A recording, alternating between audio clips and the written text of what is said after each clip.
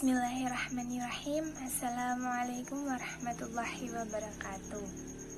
Perkenalkan, nama saya Delta Dwi Ayu Safitri, NIM T 2019-12-18. Pada kesempatan kali ini, kita akan melanjutkan pemaparan materi tentang filsafat pendidikan pada bab 1, yaitu konsep dasar filsafat. Nah, kita akan masuk ke dalam subbab cabang-cabang filsafat. Menurut Sidi Galzaba mengemukakan bidang permasalahan filsafat terdiri atas 1. Metafisika dengan pokok-pokok masalah, filsafat hakikat atau ontologi, filsafat alam atau kosmologi, filsafat manusia, dan filsafat ketuhanan. Yang kedua adalah ilmu pengetahuan atau epistemologi, yang mempersoalkan hakikat pengetahuan, dari mana asal atau sumber pengetahuan, bagaimana membentuk pengetahuan yang tepat dan benar, apa yang dikatakan pengetahuan yang benar, mungkinkah manusia mencapai pengetahuan yang benar dan apakah dapat diketahui manusia, dan sebagainya. Yang ketiga adalah filsafat nilai atau aksiologi, yang membicarakan hakikat nilai, di mana letak nilai, apakah pada bendanya atau pada perbuatannya atau pada manusia yang menilainya, dan sebagainya. Louis of Katzow membagi cabang-cabang filsafat menjadi 2 bagian, yaitu cabang filsafat yang memuat materi ajar tentang alat dan cabang filsafat yang memuat tentang isi atau bahan-bahan dan informasi. Cabang-cabang filsafat merupakan alat adalah logika, termasuk di dalamnya metodologi. Sedangkan cabang filsafat yang merupakan isi adalah metafisika, epistemologi, biologi kefilsafatan, psikologi kefilsafatan, antropologi kefilsafatan, sosiologi kefilsafatan, etika, estetika, dan filsafat agama. Nah, kita akan membahas satu-satu, yaitu 1. Logika. Logika membicarakan teknik-teknik untuk memperoleh kesimpulan dari suatu perangkat bahan tertentu. Kadang-kadang logika didefinisikan sebagai ilmu pengetahuan tentang penarikan kesimpulan. Logika dibagi menjadi 2, yaitu logika deduktif dan logika induktif. Logika deduktif berusaha mengemukakan aturan-aturan yang dapat dipergunakan untuk menarik kesimpulan-kesimpulan yang bersifat keharusan dari satu premis tertentu atau lebih. Logika induktif mencoba untuk menarik kesimpulan dari susunan proporsi-proporsi, melainkan dari sifat-sifat seperangkat bahan yang diamati. Yang kedua adalah metodologi. Metodologi membicarakan hal-hal seperti sifat observasi, hipotesis, hukum teori, susunan eksperimen, dan sebagainya. Metodologi adalah ilmu pengetahuan tentang metode dan khususnya metode ilmiah. Yang ketiga adalah metafisika. Metafisika adalah cabang filsafat mengenai yang ada. Aristoteles mendefinisikan metafisika sebagai ilmu mengenai yang ada sebagai yang ada, yang dilawankan dengan yang ada sebagai yang digerakkan, dan yang ada sebagai yang dijumlahkan. Dewasa ini, metafisika dipergunakan baik untuk menunjukkan filsafat yang umumnya maupun untuk menunjukkan cabang filsafat yang mempelajari pertanyaan-pertanyaan terdalam. Metafisika juga sering disamakan artinya dengan ontologi. Sebenarnya, ontologi adalah bagian dari metafisika. Secara sederhana, metafisika dapat didefinisikan sebagai cabang filsafat atau bagian pengetahuan manusia yang bersangkutan dengan pertanyaan mengenai hakikat yang ada yang terdalam. Yang keempat adalah epistemologi. Menurut Katzow, epistemologi adalah cabang filsafat yang menyelidiki asal mula, susunan, metode-metode, dan sahnya pengetahuan.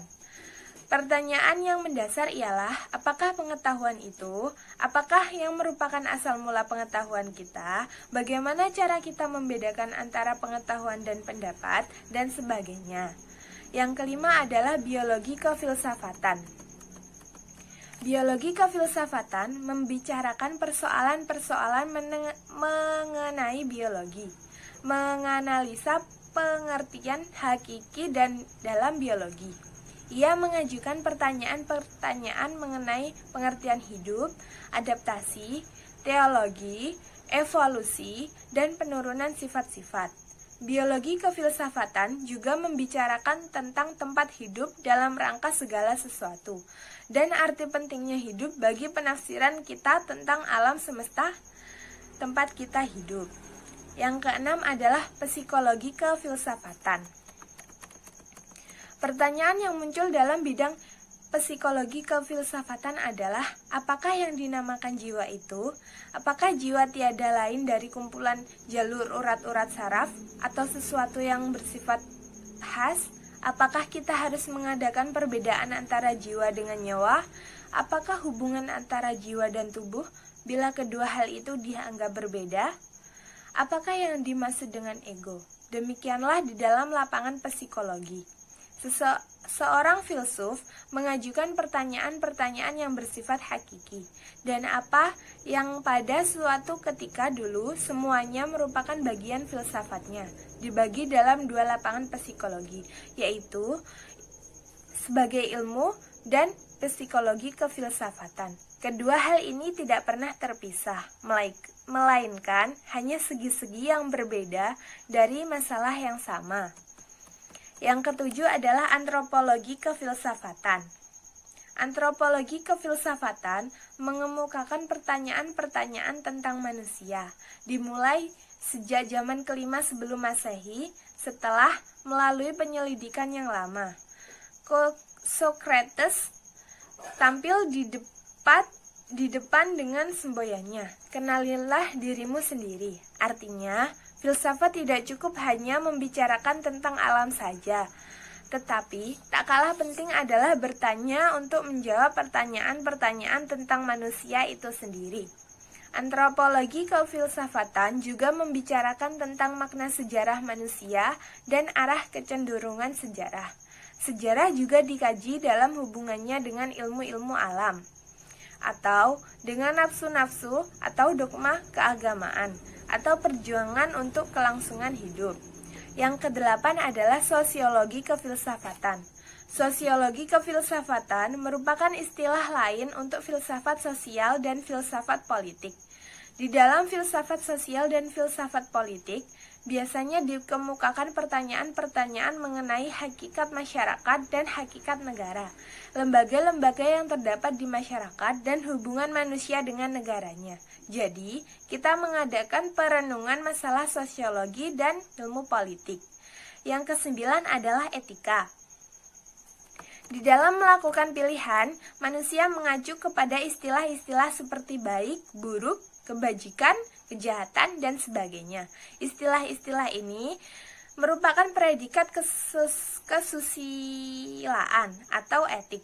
Cabang filsafat yang membahas masalah ini adalah etika. Tujuan pokok etika adalah mengemukakan norma-norma untuk hidup dengan baik. Yang ke-10 adalah estetika. Kedua istilah pokok telah digunakan dalam kajian filsafat, yakni kebenaran dan kebaikan. Kebenaran merupakan tujuan yang hendak dicapai untuk membicarakan kita tentang epistemologi dan metodologi. Kebaikan merupakan masalah yang diselidiki dalam etika. Pada hal ini, kita tambahkan unsur ketiga, yaitu ketritunggalan besar yang mendasari semua peradaban, yakni keindahan. Cabang filsafat yang membicarakan definisi, susunan, dan peranan keindahan, khususnya di dalam seni, dinamakan estetika.